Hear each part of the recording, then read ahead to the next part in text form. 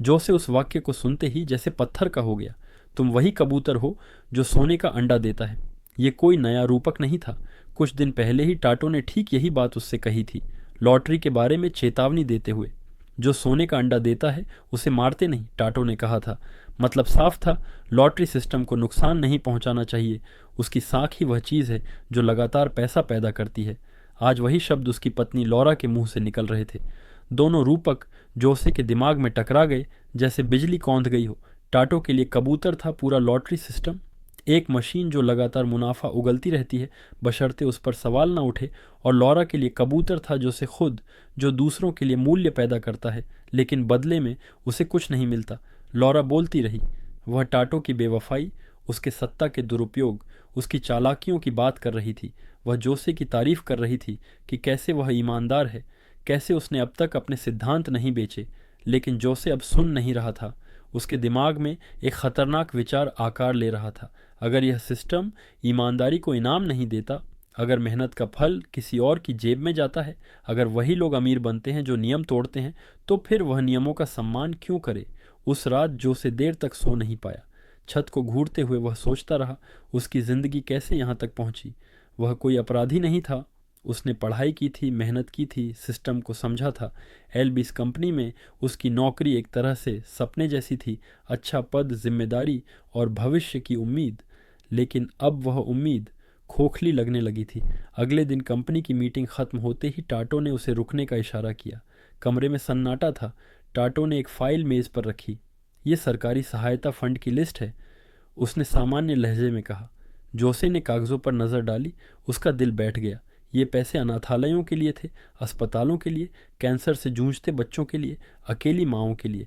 इन पैसों को थोड़ा एडजस्ट करना है, टाटो बोला। कुछ जगहों पर ट्रांसफ़र, कुछ जगहों पर छुपाना, राजनीति में निवेश, समझ लो। जोसे सन्न रह गया। उसे पता था कि टाटो भ्रष्ट है, लेकिन इतना, यह तो सीधा उन लोगों से छीनना था जिनके पास पहले से कुछ नहीं था। मैं ये नहीं कर सकता, जोसे ने धीमी लेकिन साफ आवाज में कहा। यह पैसा बीमार बच्चों और अनाथों का है। टाटो ने बात काट दी। उसके चेहरे पर ठंडी मुस्कान आ गई। तुम बहुत भोले हो जोसे, वह बोला। यह पैसा वैसे भी परिवार विकास एजेंसी में जाएगा। पहली महिला इसे अपना निजी कोष बना लेंगी। सब लूट रहे हैं। उसने कंधे उचका दिए। तो सवाल ये नहीं कि चोरी होगी या नहीं, सवाल यह है कि चोरी कौन करेगा। फिर उसने अंतिम चेतावनी दी, या तो मेरे साथ रहो या यहाँ से चले जाओ। जोसे बिना कुछ बोले बाहर निकल आया। उस पल उसके भीतर कुछ टूट गया। अगर पूरा सिस्टम सड़ा हुआ है तो वह अकेला ईमानदार बनकर क्या हासिल करेगा। अपने ऑफिस में लौटकर उसने दरवाज़ा बंद किया, कंप्यूटर ऑन किया। उसने पहली बार जिंदगी में कुछ ऐसा सर्च किया जो उसने कभी सोचा भी नहीं था।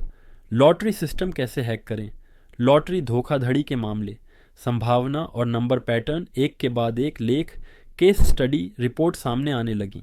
कुछ लोग पकड़े गए थे, आज जेल में थे, और कुछ कभी नहीं पकड़े गए। जो से हर शब्द ध्यान से पढ़ रहा था। उसे एहसास हुआ उसके पास दूसरों से ज़्यादा फायदे हैं। वह सिस्टम के भीतर काम करता है, उसे तकनीक की समझ है, उसे पता है सुरक्षा कहाँ मजबूत है और कहाँ सिर्फ दिखावा। लेकिन सिर्फ पढ़ना काफ़ी नहीं था, उसे और गहराई में जाना था। उसी दौरान उसकी मुलाकात कंपनी के एक तकनीकी सुरक्षा कर्मचारी से हुई। बातों बातों में उसने लॉटरी ड्रॉ की सुरक्षा प्रक्रिया समझाई। हर ड्रॉ के समय डेटाबेस लॉक हो जाता है, उसने कहा। हर चीज़ रिकॉर्ड होती है। दो इमेज अपने आप कंपेयर होती हैं। ज़रा सी गड़बड़ और सिस्टम सील। जोसे ने सामान्य जिज्ञासा दिखाई। और अगर कोई सिस्टम को छेड़ने की कोशिश करे, कर्मचारी हंसा। किसी की हिम्मत नहीं, जोखिम बहुत बड़ा है। लेकिन जोसे के दिमाग में एक और ही कहानी चल रही थी। हर सिस्टम, चाहे जितना भी सुरक्षित हो, इंसानों ने बनाया होता है, और जहाँ इंसान होते हैं वहाँ कमज़ोरी भी होती है। उसी हफ्ते उसने एक और कहानी सुनी। एक औरत, लीना, कभी बड़े सपने थे उसके, अभिनेत्री बनना चाहती थी, टीवी की दुनिया में नाम कमाना चाहती थी, लेकिन सपने टूट गए। जिस आदमी से उसने प्यार किया वही आदमी अब उसका सबसे बड़ा दुश्मन था। बच्चे की कस्टडी के लिए लड़ाई, महंगे वकील, और उसके पास कुछ भी नहीं। ये कानून का मामला नहीं है, लीना ने कहा था। ये पैसों का मामला है, और मेरे पास पैसे नहीं हैं। उसकी आंखों में जोसे ने वही बेबसी देखी जो कभी उसने खुद में देखी थी। उसी रात उसने पहला कदम उठाया। उसने घर के गैराज में एक छोटा सा प्रयोग शुरू किया। कुछ लॉटरी बॉल, एक सिरिंज, एक सटीक वजन मापने वाली मशीन।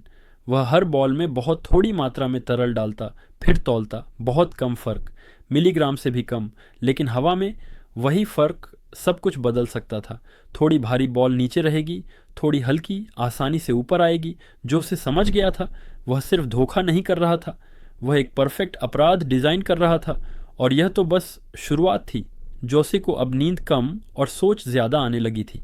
दिन में वह वही पुराना भरोसेमंद कर्मचारी बना रहता, शांत, पेशेवर, नियमों का पालन करने वाला। लेकिन रात होते ही उसका दिमाग एक अलग ही दुनिया में चला जाता, जहां हर नियम सिर्फ एक बाधा था और हर बाधा का कोई न कोई रास्ता। गैराज में रखा छोटा सा सेटअप अब उसके लिए प्रयोगशाला बन चुका था। वह घंटों तक लॉटरी बॉल्स को देखता, तौलता, हवा के बहाव की कल्पना करता। हर बार वही सवाल, कितना कम बदलाव, कितना बड़ा असर। वह जानता था कि जरा सी भी जल्दबाजी उसे बर्बाद कर सकती है। कंपनी में माहौल बदल रहा था। टाटो पहले से ज्यादा बेचैन दिखने लगा था। राजनीतिक दबाव बढ़ रहा था, चुनाव पास आ रहे थे और पैसों की भूख अब छुपाए नहीं छुपती थी। एक दिन टाटो ने जोसे को फिर बुलाया। मुझे तुम्हारी मदद चाहिए, उसने कहा। इस बार आवाज में आदेश से ज्यादा लालच था। कुछ सप्लायर्स के बिल बढ़ाकर दिखाने हैं, बस कागजी खेल। जोसे समझ गया, यह अगला जाल है। अगर वह हाँ करता तो वह सिर्फ मददगार नहीं रहता, वह सीधे अपराध का हिस्सा बन जाता। अगर मना करता तो वह दुश्मन बन जाता। मुझे सोचने का वक़्त चाहिए, जोसे ने कहा। टाटो ने घूर कर देखा। ज्यादा मत सोचो, उसने कहा। यहाँ सोचने वाले नहीं, करने वाले टिकते हैं। उसी दिन शाम को जोसे की मुलाकात कैटी से हुई। कैटी ईमानदार थी, शायद ज़रूरत से ज़्यादा। वह कंपनी के दस्तावेजों में कुछ गड़बड़ियां देख चुकी थी। मुझे लगता है टाटो कुछ बड़ा छुपा रहा है, उसने धीमी आवाज़ में कहा। सरकारी फंड, फर्जी कंपनियां, सब जुड़ा हुआ लग रहा है। जोसे का दिल जोर से धड़कने लगा। वह एक पल के लिए सोच में पड़ गया, क्या यही मौका है सब सच बाहर लाने का? लेकिन अगले ही पल उसे एहसास हुआ, सच बाहर आया तो सबसे पहले वह खुद फंसेगा। बिना सबूत आगे मत बढ़ो, जोसे ने चेतावनी दी। ये लोग आसान शिकार नहीं होते। कैटी ने सिर हिलाया, लेकिन उसकी आंखों में डर साफ दिख रहा था। उस रात जोसे और लॉरा एक साथ बाहर गए।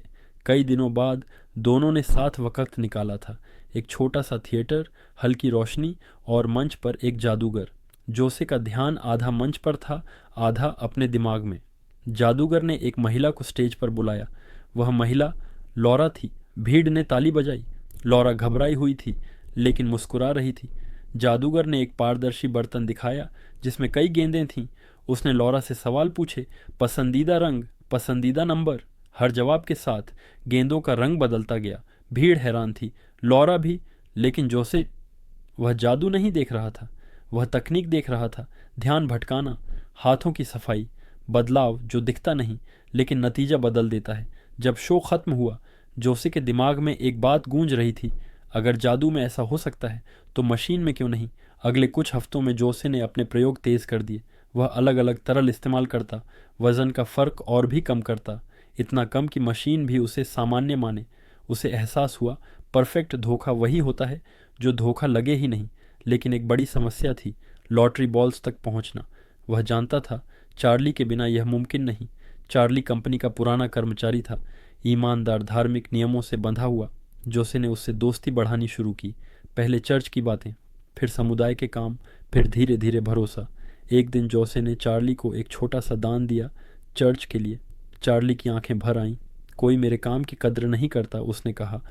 आप पहले हैं, यही मौका था, जोसे ने हल्के से सुझाव दिया।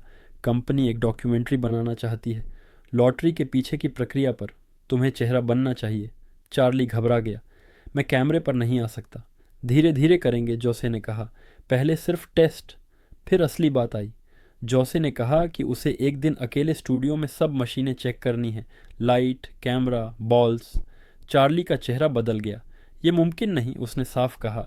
मेरी या सरकारी निरीक्षक की मौजूदगी के बिना बॉल्स बाहर नहीं आ सकती। जोसे ने वजह पूछी। चार्ली बोला, टाटो ने भी यही सवाल पूछा था, मैंने उसे भी मना कर दिया। यह सुनकर जोसे के भीतर कुछ टूट गया। तो टाटो भी यही सोच रहा था। टाटो ने उसे लॉटरी से दूर रहने को क्यों कहा था?